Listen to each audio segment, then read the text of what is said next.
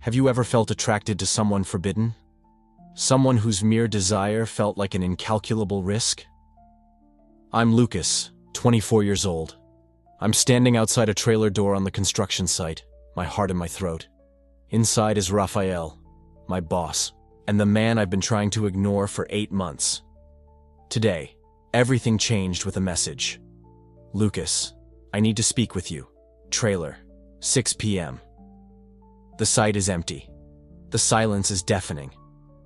I know whatever happens now will change everything. I joined the company 8 months ago, full of ambition and zero experience. On my first day, Raphael walked into the room and the atmosphere shifted. He has that presence of someone who leads effortlessly. When he shook my hand, I felt an electric shock. He held my gaze a second longer than necessary. I spent months trying to convince myself I was imagining things. But the moments piled up. A brushing of arms while reviewing blueprints. A lingering look during a meeting. He was always professional, but with an underlying tension that tied my stomach in knots. And the worst part? I reciprocated. I was hyper-aware of his presence, chose clothes thinking of him. I was terrified. This wasn't part of the career plan. So I started avoiding him. Total flight mode. Until today's message. Lucas, I need to speak with you. Trailer, 6 p.m. I spent the day in a panic. Does he know? Is he going to fire me, report me to HR, or worse?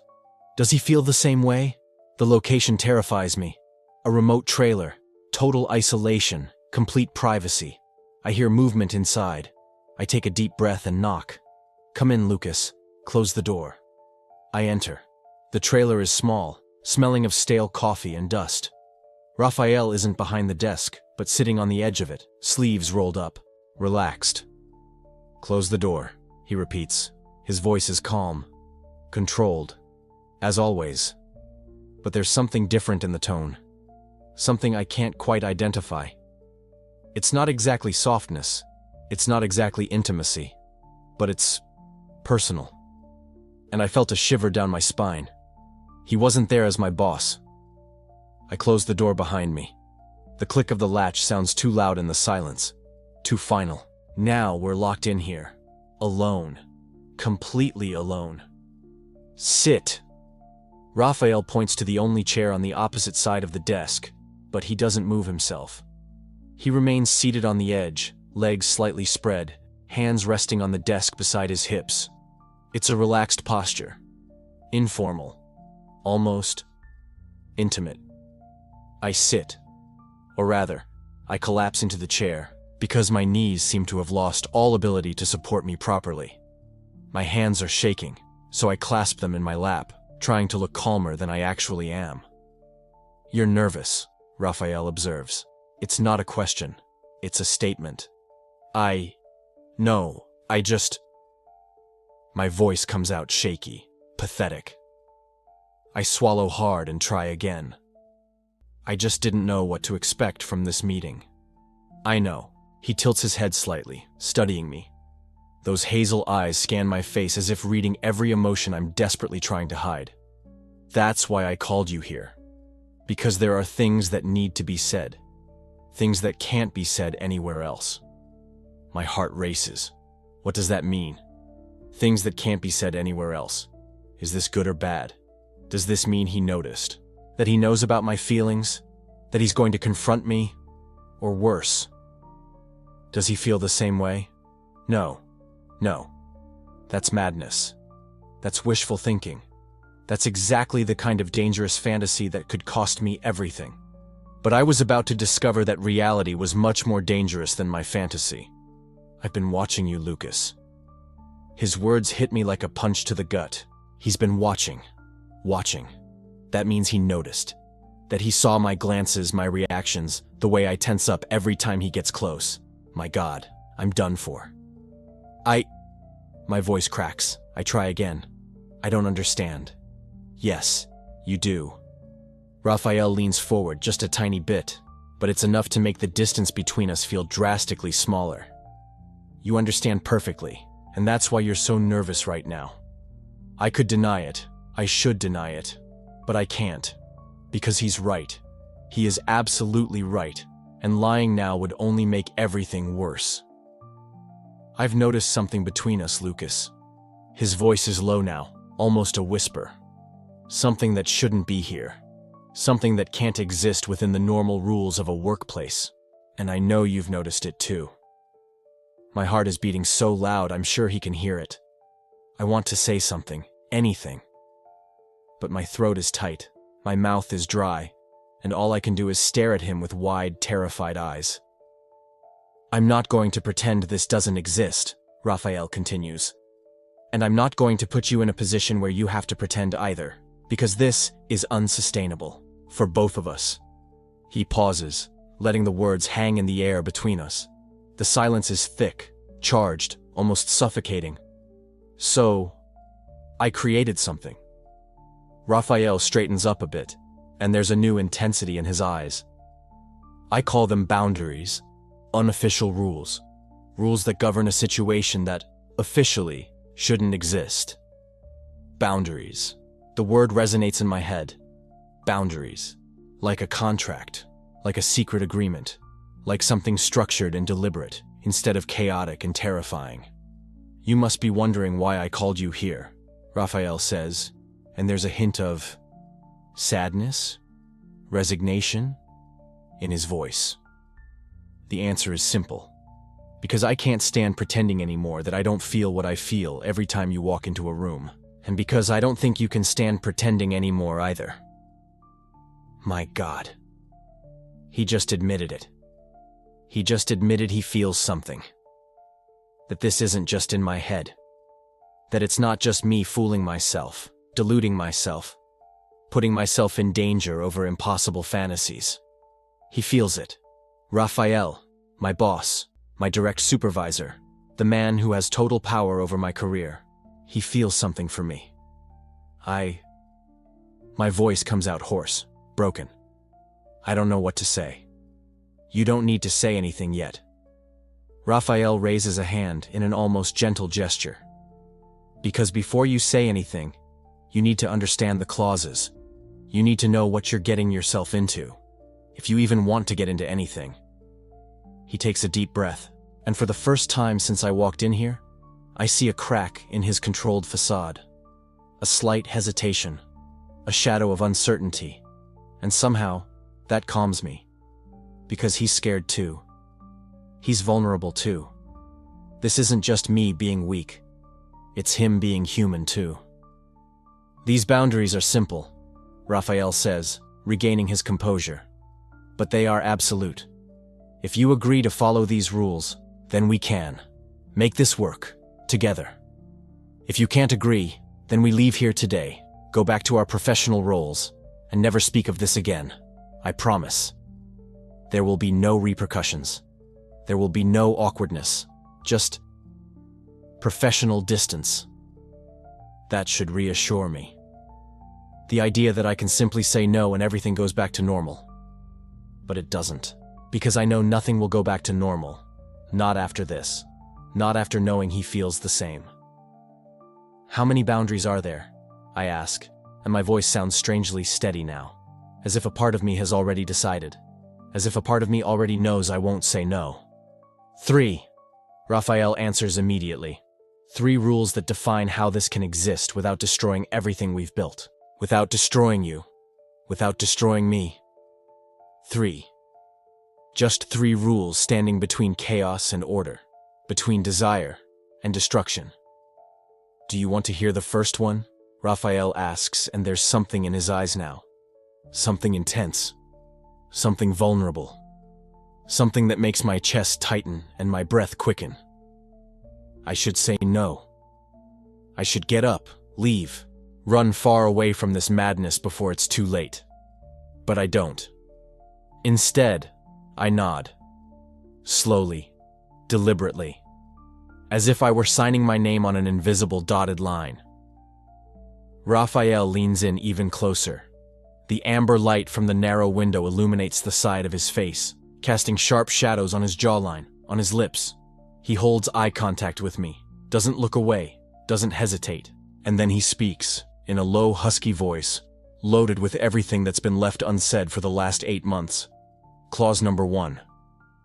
He pauses, just for a second. Just long enough for the silence between us to become unbearable. Long enough for me to realize I'm holding my breath. And then, with his eyes fixed on mine, with an intensity that makes me forget where we are, why this is impossible, why this should never happen, he finishes the sentence. We stop pretending we don't feel this. The words leave his mouth with absurd calm, as if he were discussing the work schedule, as if he hadn't just set off an explosion in the middle of this cramped trailer. I freeze completely. My brain locks up. My heart is beating so fast I'm sure he can hear it. He said this. Between us, it's not possible. He can't be saying what I think he's saying. It's madness. It's a test. It has to be. He's testing to see if I'll admit to something compromising, something he can use against me. I don't. My voice comes out hoarse, broken. I swallow hard, trying to organize my thoughts. I don't know what you're talking about.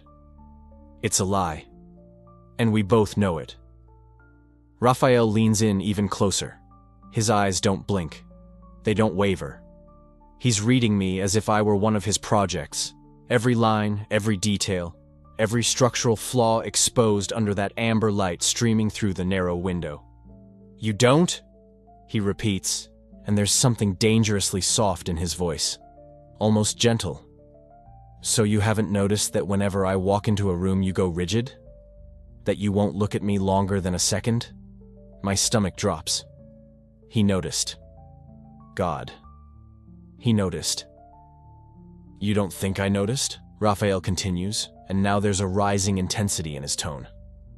Not anger, something worse, something that looks like vulnerability.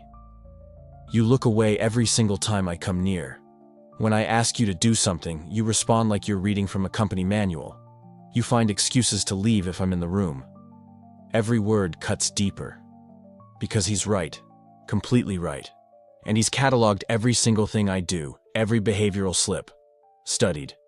But you know what else I've noticed? He pauses. His fingers drum once on the desk between us.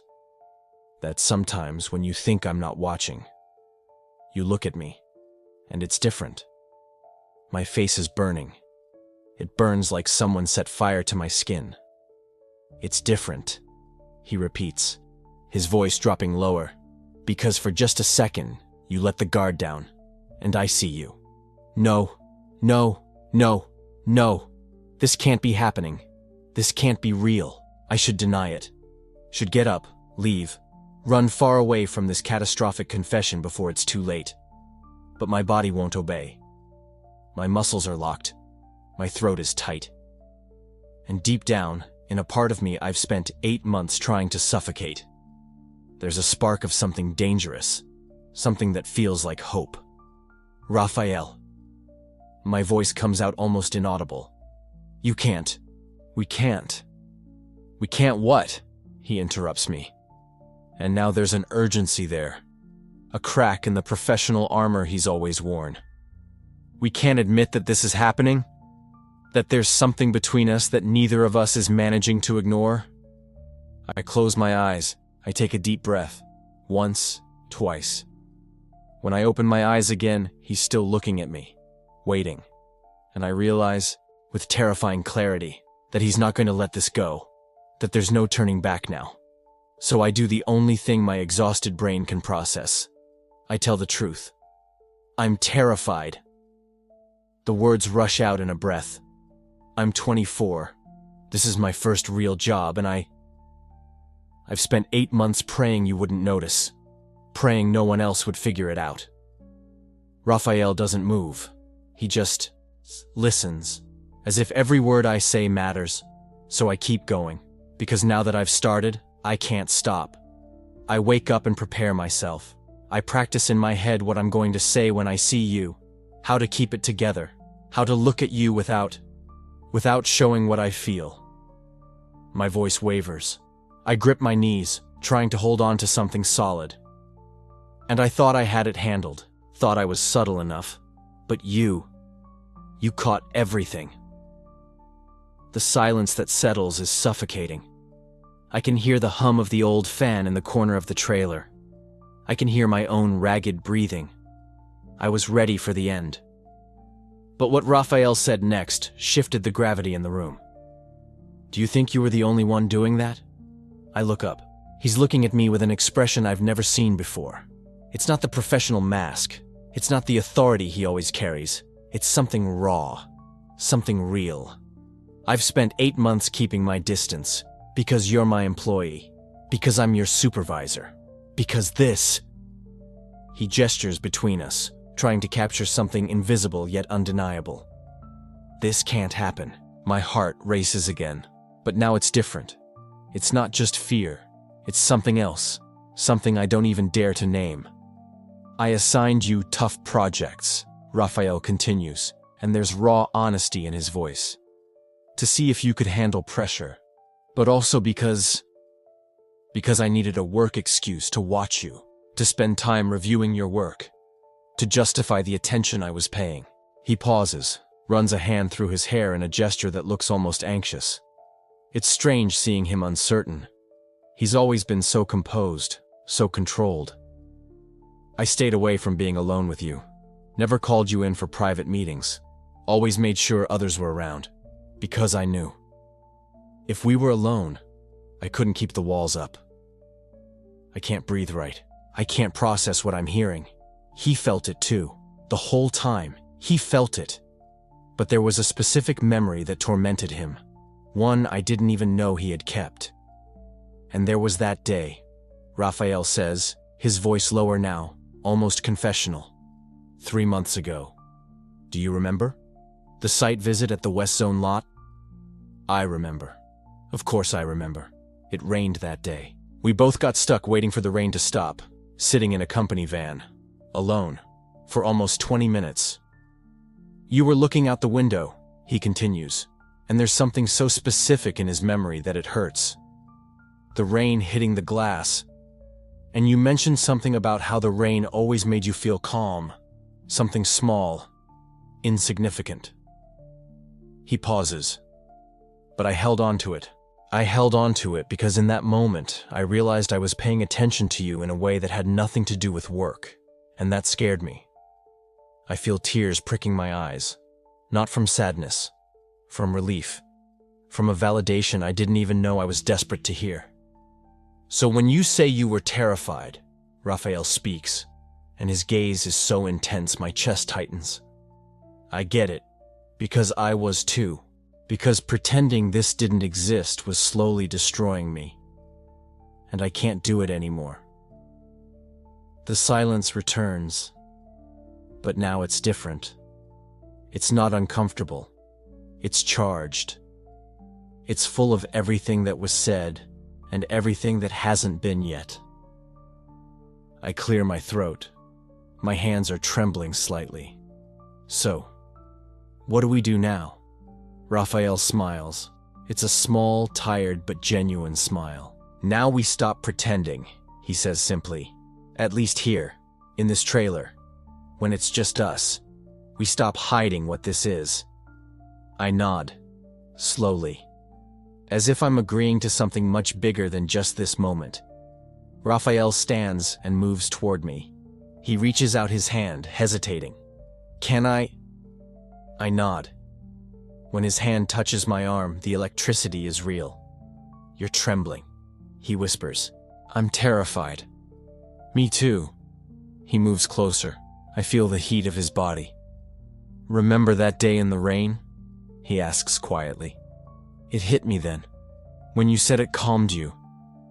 I knew I was lost. I figured it out when I screwed up the budget. I admit. You didn't get angry. You helped me learn. You believed in me. That's when I started falling. Hearing that out loud is liberating. I thought about asking for a transfer, he confesses. It's torture being near you and not being able to do anything. What are you afraid of? He asks. Everything. Ruining my career, not being enough. If you weren't enough, I wouldn't be risking everything here. He cups my face. Tell me to stop, Lucas. If I kiss you, there's no going back. Don't stop, I whisper. He leans in. Our lips are millimeters apart. Bang, bang, bang. We freeze. Raphael, you in there? A co-worker's voice. Raphael pulls away sharply, running a hand through his hair. Everything's fine, just finishing up some reports. 5 minutes. Footsteps are heard walking away. Raphael exhales, trembling. That was close, he says. If he had come in. I know. Raphael, this is madness. We're going to get destroyed. I can't pretend anymore, he repeats, intense. This was a mistake, I say, heading for the door. I need to go. Wait. He grabs my hand. There's boundary number 2. I stop. My hands are sweating. What could be riskier than that? Boundary number 2, he says. We protect each other. Always. He looks me in the eyes. This means absolute secrecy, distance in public, patience. And if it hurts? I ask. It already hurts, he replies. We'll find a way, he promises. And clause 3? That one we'll figure out together. I leave first. I walk to the car on shaky legs, the cold night air doing little to cool my burning face. As soon as I close the driver's door, isolating myself from the world, my phone vibrates in my pocket. A message from Raphael. Boundary number 3. I won't let you face this alone. Tears of relief burn my eyes. My phone vibrates on the way home. Tomorrow, meeting at 9 a.m. Be professional, but after, you know where to find me. I reply, boundary number 1. I won't pretend anymore. He replies, me neither. For the first time, the future doesn't just seem scary. It seems possible. But that paper on the windshield was a promise that would be tested in blood very soon.